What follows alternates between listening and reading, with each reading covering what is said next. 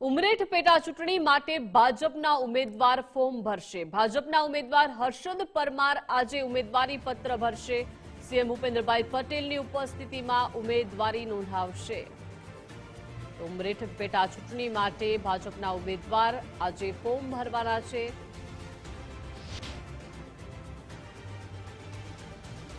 તો ભાજપના ઉમેદવાર હર્ષદ પરમાર આજે ફોર્મ ભરશે।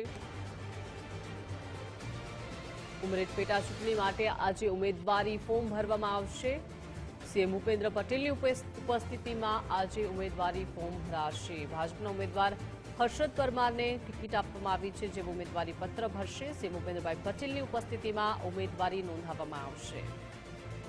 ઉમરેઠ પેટા ચૂંટણીને લઈને કોંગ્રેસે પણ ઉમેદવારો જાહેર કર્યા છે અને ભાજપના ધારાસભ્યનું જ્યારે નિધન થયું અને તેને લઈને આ બેઠક ખાલી હતી। ભાજપે સ્વર્ગસ્થ ગોવિંદ પરમારના પુત્ર હર્ષદ પરમારને ટિકિટ આપી છે અને હર્ષદ પરમાર આજે ઉમેદવારી પત્ર ભરવાના છે। સીએમ ભૂપેન્દ્રભાઈ પટેલની ઉપસ્થિતિમાં ઉમેદવારી આજે નોંધાવવામાં આવશે।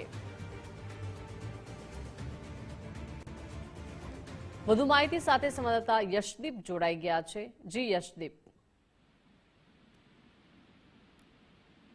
જી, જે પ્રકારે ઉમરેઠમાં પેટા ચૂંટણી જાહેર કરવામાં આવી છે અને ભારતીય જનતા પાર્ટીના ઉમેદવાર તરીકે સ્વર્ગસ્થ ગોવિંદભાઈ પરમાર જેઓ ધારાસભ્ય હતા, તેમના પુત્ર હર્ષદ પરમાર ઉપર ભાજપે વિશ્વાસ મૂકીને તેમને ઉમેદવાર જાહેર કર્યા છે। આજે મોટી સંખ્યામાં કાર્યકર્તાઓની હાજરીમાં મુખ્યપ્રધાન ભૂપેન્દ્ર પટેલની સાથે તેઓ આજે નામાંકન ભરવા માટેની પ્રક્રિયા હાથ ધરવાના છે, જેમાં બપોરે વિજય મુહૂર્તમાં જે ઉમરેઠ મામલતદાર છે તેમના સમક્ષ તેઓ નામાંકન પત્ર ભરશે અને ત્યારબાદ તે પોતાના વિધિવત પ્રચાર પ્રસારની પણ શરૂઆત કરશે। મહત્વનું છે કે ઉમરેઠ બેઠકમાં જે પેટા ચૂંટણી આવી છે ત્યાં કોંગ્રેસ દ્વારા પણ પોતાના ઉમેદવારની જાહેરાત કરી દેવામાં આવી છે અને ભૃગુરાજસિંહ ચૌહાણ ઉપર જે છે વિશ્વાસ મૂકીને કોંગ્રેસે તેમને મેદાને ઉતાર્યા છે। એટલે કે મહત્વનું છે કે ઉમરેઠ જે પેટા ચૂંટણી છે તેમાં ક્ષત્રિય વર્સિસ ક્ષત્રિયનો જંગ સીધો જોવા મળી શકે છે।